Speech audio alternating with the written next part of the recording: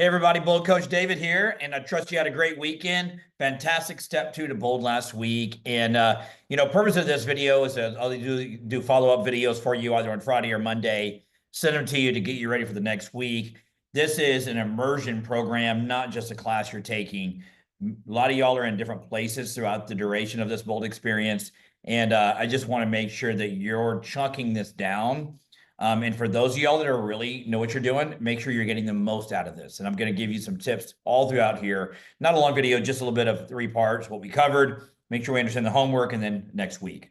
So some things we covered. We didn't cover a ton. We got our teams put together last week. Make sure you're engaging with your team. Don't play the silent team member. Participate in your group chats. Get some things going. Ask about wins. Use your team as a solution. Use your team to help you move forward. Stay engaged with them. All right. And be a great team member. Okay. Whatever that means, anybody in here, it means being engaged.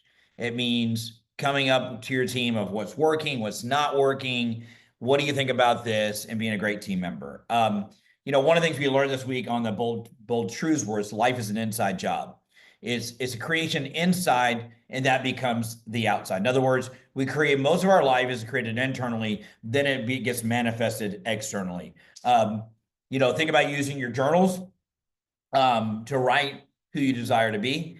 Write every day what your intentions are to happen. Use questions, as we talked about in Bold, to engage your brain to move forward. And, identify where your opportunities are when it comes to mindset. Do you find yourself being negative? Do you find yourself overreacting to things? Do you find yourself over dramatizing something and making it more than it needs to be? It doesn't matter. Just start becoming aware, as we use the hand of the open hand, becoming more aware of how you react to things. And then, of course, that kind of parlays easily into what you focus on expands. Whatever you focus on, you get more of. So if you focus on everything going wrong in this world, you're going to get more of that. If you focus on everything's going right in this world, you're going to find more of that. You focus on lead generation, you're going to find more leads. That kind of also goes with, we didn't necessarily cover it as a subject, but I kind of talked about control versus what you can't control.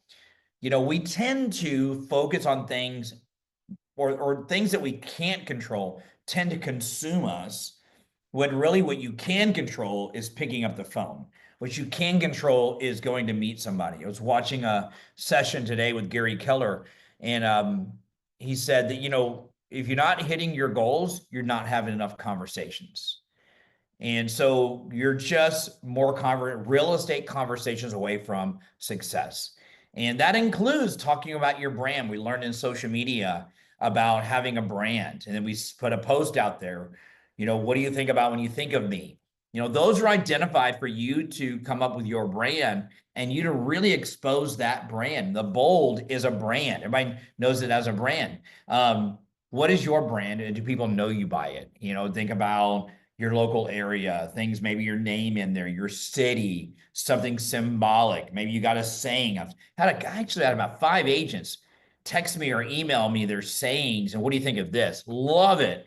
Whatever you can do to become top of mind in there. Okay. Now, putting the whole thing together when it comes to the teams, the team concept is 100 conversations a week is 100 two-way conversations with an individual, not a group, not a mass text, 100 individual conversations, either by face-to-face, Starbucks line, voice-to-voice, calling somebody you know, or text-to-text, which means texting, or iMessage, it is also texting, I guess, or Facebook messaging, Instagram direct messaging. As long as it's one person and it's a conversation, if you send it, they don't respond back, that's not a conversation. Okay, so make sure you're doing your 100 conversations a week. We're going to take note of those on Thursday in Bold, and I'll talk about the numbers in a minute. Journal every day. My advice would be, you got a little sheet in your book, how to journal. It's towards the end of the chapter. You can also look up Jim Rohn, R-O-H-N. Jim Rohn does a great job of talking about journaling. Journaling is a great way for you to manifest what you're desiring to accomplish. So think about journaling your goals of the day, what you look to accomplish, etc. Practice and role play 4 times. The days we're not in Bold, 4 times role play between Bold steps. Okay, so you need to Role play partner, minimum 20 minutes, probably maximum 30 minutes of doing it, and get your numbers to your captain prior to 9 a.m. the day of bold of doing it. This next week, we're going to be focusing on 2 more bold truths.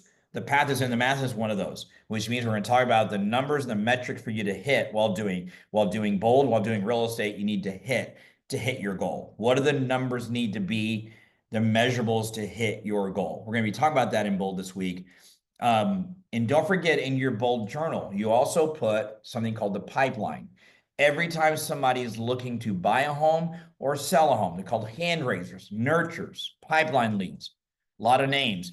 You know, write them in your book and put them in your pipeline and follow up with them. Your business, the health of your business is direct proportion to how many new leads you're putting into your pipeline. So guys, I appreciate it. Can't wait to see it. Step 3, man, I studied the materials all weekend and I'm excited to bring you an amazing and powerful step 3, and we're going to get into production. So see you guys. Bye.